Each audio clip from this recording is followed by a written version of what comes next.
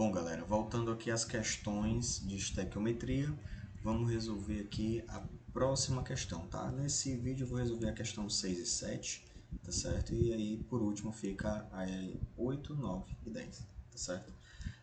Vou copiar o nosso comando do vídeo anterior, tá aqui a questão anterior resolvida, tá? O passo a passo para resolver qualquer questão de estequiometria, certo? Vou colar ela bem aqui. Tu precisa guardar na tua cabecinha, precisa guardar no teu coração. Não copiou, deixa eu ver.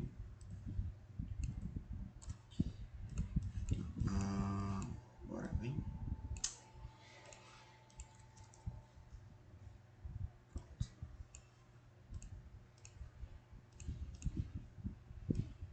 Então mais pra cá. Passo a passo para a gente resolver qualquer questão de estequiometria, beleza? Bom, então vamos lá. Em um recipiente contendo 200 gramas de água, foram dissolvidos 15 gramas de sacarose. Aqui ele me dá a fórmula molecular da sacarose. Considerando as massas molares de carbono, me deu as massas molares, o número de mols de água e de sacarose nesta solução são respectivamente. Cara, tem duas formas de responder esta questão. A primeira é por regra de 3, que é mais trabalhosa, e a segunda é uma formulazinha química que diz, já que eu quero saber o número de mols, né? O número de mols é representado por N. É igual a massa que eu tenho sobre a massa molar do meu composto, tá certo? Vou fazer dessa forma e depois eu faço por regra de 3, tudo bem? Primeiro ele quer saber o número de mol de água. Meu povo, qual é a massa de água que eu tenho? 200 gramas, ele está dizendo, né? Então, o N da água é igual a 200 sobre a massa molar da água. Gente, H2O. Qual é a massa molar da água? Hidrogênio tem 1, aqui eu tenho 2, tá? Pesa 1, 2 aqui, 2, mais o oxigênio que é 1, que dá 16. Então, 2 mais 16, 18. Então, vai ser 200 sobre 18. Isso daqui vai dar 11,11, pronto. Vai dar, então aqui tu já elimina o item A, já elimina o item C, já elimina o item D, beleza? Então fica aí apenas o item B e o item E, tá? E aqui tu percebe que tu tem 0,0439 e 0,4390, tá? Como é que eu vou saber disso aqui, gente? Fazendo o cálculo da massa molar, perfeito? Ele quer o da sacarose. Quanto tem o de sacarose? 15 gramas. Então, N da sacarose vai ser a massa de sacarose que eu tenho sobre a massa molar de sacarose. Isso daqui vai dar, se eu tenho 12 carbono, 120 mais 24. Vou fazendo aqui, vou fazer do jeito mais fácil, né? 12 vezes 12 mais 22 vezes 1 mais 16 vezes 11. Perfeito? Isso daqui eu acho que dá 342. Deixa eu só confirmar aqui.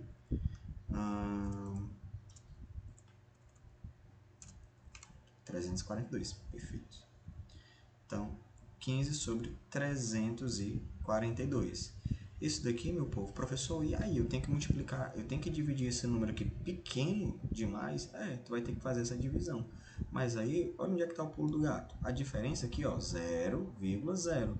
Se o número que tu for fazer a divisão tiver 2 zeros, já sabe que é o item B. Se não, já sabe que é o item E, tá certo? Então, eu vou só puxar para cá para a gente poder fazer essa divisão. Então, 15 dividido por 342. Como não dá para a gente dividir, gente, eu adiciono um zero aqui, a vírgula, e adiciono um zero, perfeito? Dá para dividir 342 por 150? Não. Eu preciso colocar aqui mais um zero, e aí eu adiciono outro zero aqui, ficando aqui 1.500. Agora sim dá para eu calcular. Mas percebe, 0,0. Olha a opção que sobrou, 0,0. Só pode ser o item B, tá? Por quê? Porque o item é 0,4. Aqui estaria uma divisão incorreta. Perfeito? Então, questão 6, bem tranquila. Professor, caso eu quisesse fazer por regra de 3, como é que eu faria? Muito simples, gente. Vou botar para cá. a massa molar, vamos supor, pegar a primeira massa molar da água, que era 18. 18 gramas de água formam 1 mol, e 200 gramas de água, que foi o valor que ele deu ali na questão, vai formar x mol. E aí tu descobria e faria a mesma coisa com a sacarose, perfeito? Questão 7. Talvez essa daqui seja a mais complicada da prova, porque tu tem que fazer 2 tipos de processos aí para resolver a questão, tá?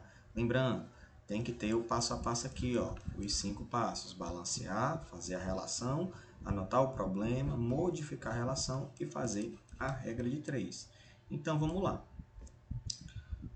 Um dos mecanismos de destruição da camada de ozônio na atmosfera é representado pela equação. E aqui ele me dá a equação. Já vou ver se ela está balanceada. Um N aqui, um N aqui. 1 mais 3, 4 oxigênios. 2 mais 2, 4 oxigênios. É a equação balanceada. Então, aqui eu já pulo o primeiro passo. Já vou para o segundo, que é fazer a relação molar. Tudo bem? Considerando que um avião supersônico de transporte de passageiro emita 3 toneladas de NO por hora, muita atenção nisso aqui, tá? Muita atenção nesse por hora, tá certo? A quantidade de ozônio em toneladas consumida em voo de 7 horas, aqui não dá para ver, mas são 7 horas, é. Então, o primeiro passo é fazer a relação, gente. Ele está utilizando o NO e o ozônio. Percebe que aqui, ó, vou reescrever a equação. NO mais O3 produzindo NO2 mais O2. Ele está usando o ozônio. O ozônio é o O3, meu povo. Então, percebe que bem aqui, ó, eu tenho quantos mols? Quando não aparece nenhum valor, significa que eu tenho 1 mol. Então, eu tenho 1 mol de NO reagindo com 1 mol de ozônio para produzir 1 mol de NO2 mais 1 mol de oxigênio. Porém, ele está falando para mim que eu estou utilizando o NO e o ozônio. Então, se eu estou utilizando o NO e o ozônio, o resto importa? Não, o resto não importa. Então, ó, esquece que isso aqui existe, tá certo? Então, a minha relação vai ser 1 mol de NO está reagindo com 1 mol de ozônio. Pronto. Fiz a minha relação, tá? Agora vamos para o problema. Vamos para o problema, tá certo? Ele está dizendo que, considerando que um avião supersônico de transporte de passageiros emita 3 toneladas de NO por hora. Então, ele está dizendo que esse camarada, se ele emitir 3 toneladas, gente, é 10 elevado a sexta, tá? Isso se for em gramas. Vai produzir